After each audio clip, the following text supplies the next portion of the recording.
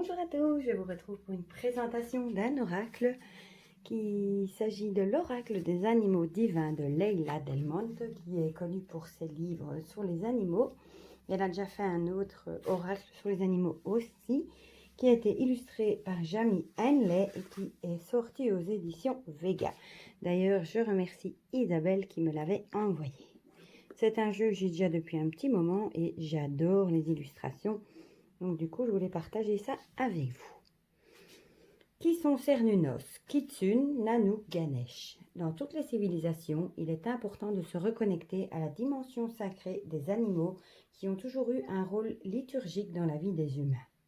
Les animaux divins étaient dépeints comme des êtres surnaturels prépondérants, parfois vénérés, parfois maudits, mais ayant toujours un rôle important dans le fonctionnement de notre planète, climat, catastrophes naturelles, etc., et dans la vie terrestre de l'être humain. Selon les différentes cultures, les animaux divins pouvaient être caractérisés comme étant les créateurs du cosmos ou du chaos originel. Tour à tour, gardiens de la sagesse et de la connaissance, guides, dieux ambivalents ou séducteurs malins qui nous mènent à notre perte, ils représentent tous des étapes différentes dans notre propre apprentissage.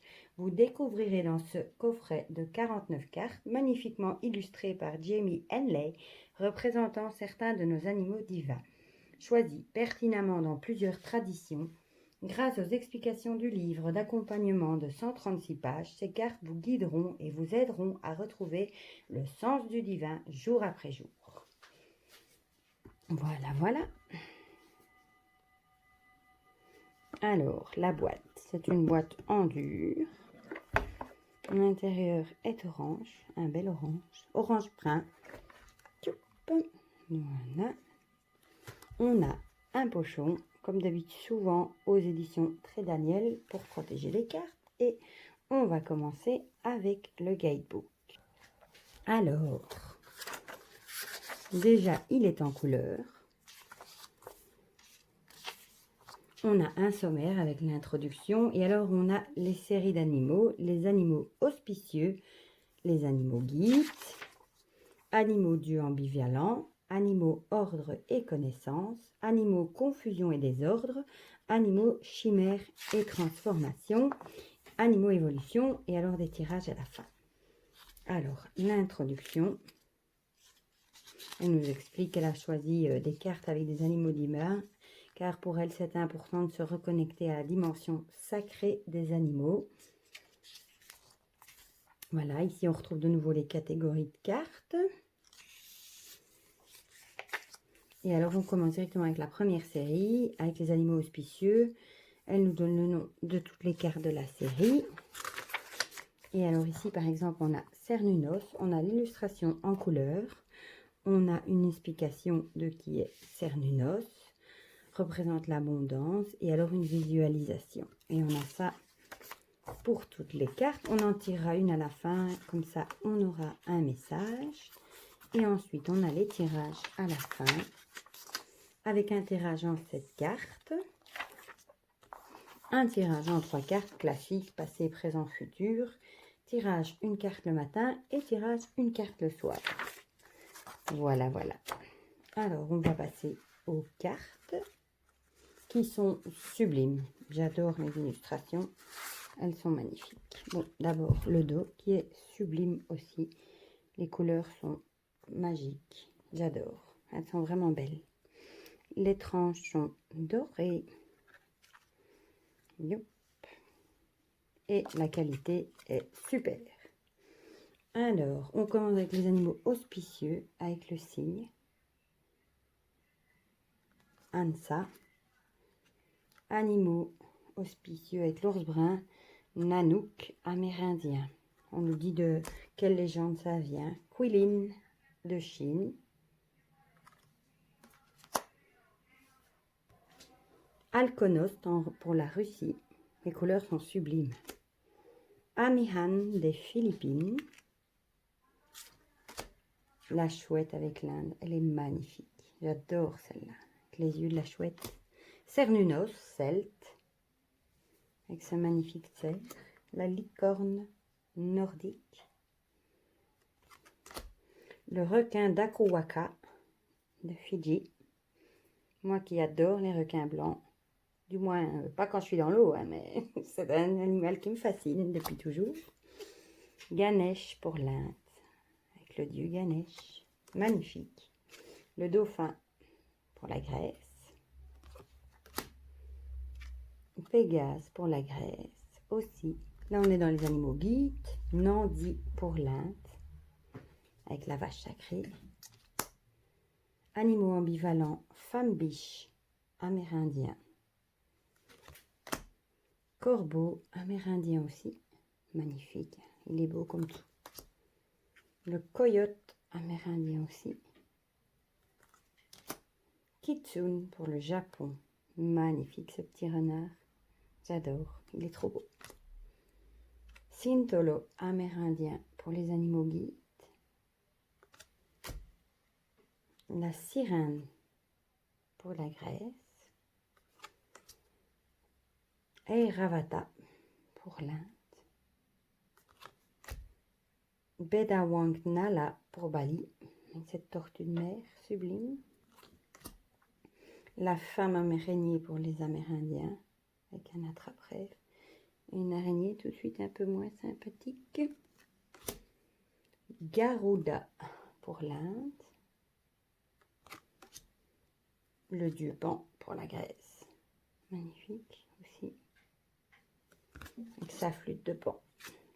Beifu pour la Chine avec ce magnifique tigre. Puka.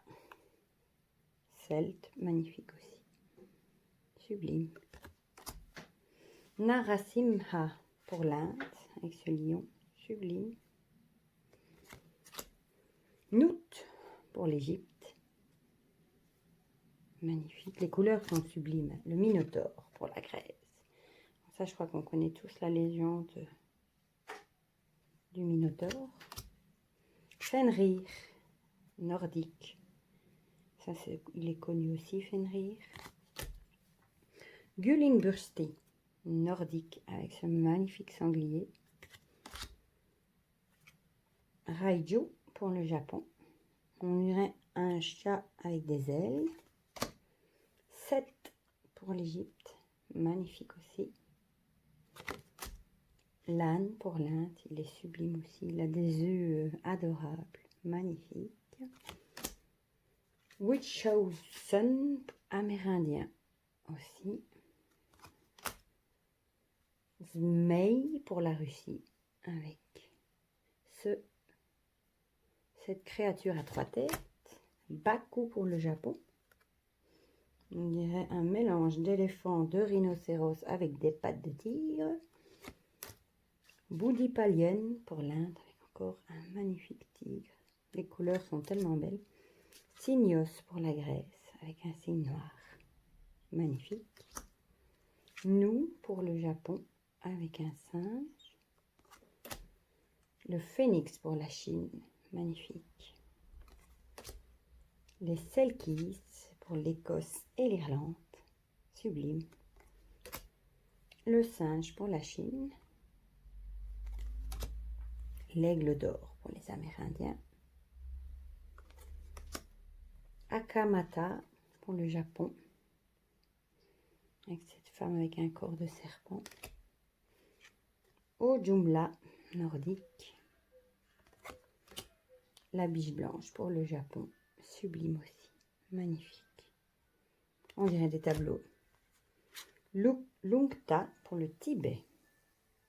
Magnifique. Et Navagunjara pour l'Inde. Là, on dirait la queue un cobra. Ça sabot avec une genre de vache, un genre de tigre, une tête de coq, on dirait une patte d'éléphant. C'est un petit mélange d'un petit peu de tout. On va tirer une carte, comme ça. Celle-ci, elle est venue toute seule. Ce sera celle-là. Voilà. Comme ça, on aura le message. La sirène. Est-ce qu'on a facile avec le sommaire? Animaux ambivalents. Bon, il faut chercher la catégorie. La sirène, page 62. Nous y allons. Alors, la mythologie grecque. Les sirènes sont des êtres mi-oiseaux, mi-femmes. Par leur chant mélodieux et leur instrument à cordes, elles enchantent et séduisent les marins, leur faisant perdre le sens de l'orientation. Lorsque ces derniers fracassent leur navire sur les falaises, elles les mènent à leur mort. Oui, ça j'ai déjà entendu parler des légendes des sirènes qui chantent avec leur chant tellement mélodieux qui attire les marins et bon, l'inévitable arrive.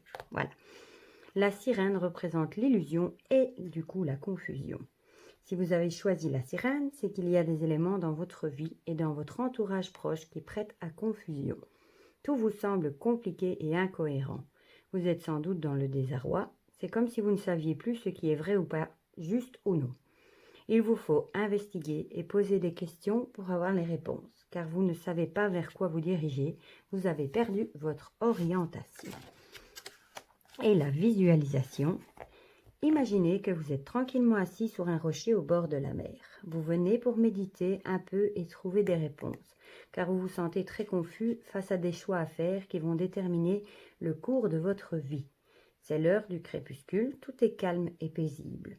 Le ciel miroite dans l'eau des rayons pourpres et dorés. Fermez les yeux. Vous entendez un chant mélodieux qui emplit de ravissement. Ce chant est accompagné d'une exaltation chaude, séduisante et captivante de vanille, de cannelle et de fleurs d'opium qui vient ensevelir vos pensées. Vous vous sentez engourdi comme dans un demi-sommeil immobile. Ne bougez plus. La nuit tombe, de petites vagues viennent laper votre peau. Vous avez l'impression de perdre pied, de perdre l'équilibre, comme si vous alliez être englouti dans la pénombre. Tout à coup, le rire d'un enfant au loin vous réveille. Vous vous ressaisissez, retrouvant la sensation de votre corps ainsi que votre présence d'esprit. Vous ouvrez les yeux, percevant juste la silhouette d'un oiseau au plumage rutilant qui s'envole. C'est elle, la sirène. Elle a essayé de vous entraîner dans son monde d'illusions. Vous l'avez échappé belle, vous voyez clair maintenant, vous savez quels sont les choix à faire. Voilà. Eh bien, j'espère que la présentation de ce magnifique oracle vous aura plu. Et si jamais vous voulez vous le procurer, il est toujours disponible. Je vous fais plein de gros bisous et je vous dis à très bientôt pour d'autres vidéos.